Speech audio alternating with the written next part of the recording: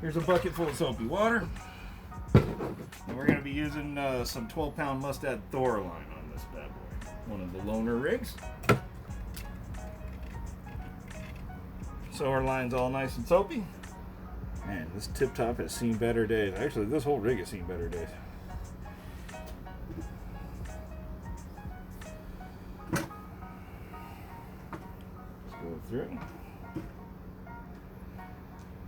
All right, we're going to tie a surgeon's loop at the end. So it might be hard to see.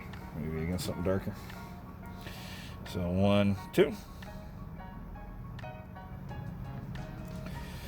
If I was really worried about a fish taking me to the knot at your spool, that's what that's called. If I was really worried about a fish taking me to the knot, I would use an arbor knot for this. But this is not a reel I'm going to be fishing sharks or bat rays or some other fun giant thing with. And the key here is consistency. So you just loop it through and you put it on the spool. And if you're anything like me, you put it on backwards every time. So if you put it on like this, let's see if it'll do it for me. Will you do it for me, honey? Yeah. You'll see it won't grip the spool. It'll just keep going around forever. So you got to turn it around. Put it on like this. And then it'll grip the spool. As you will. There we go. And then you just want to keep them a nice, steady, even wind.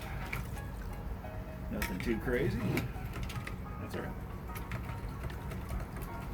Get this bad boy, just put this line right on you.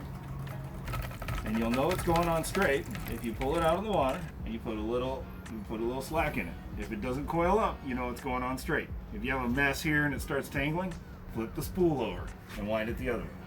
How far do you go typically to the edge? So what you want to, as a compromise in between casting distance and lack of tangles, you really want this to be just shy of this rim. You will get a little more casting distance if you fill it all the way to the rim. You increase your risk of tangles. I don't need to do any distance casting with this reel, so we can leave a little short on line and it will work out just fine for us. Real simple, real easy.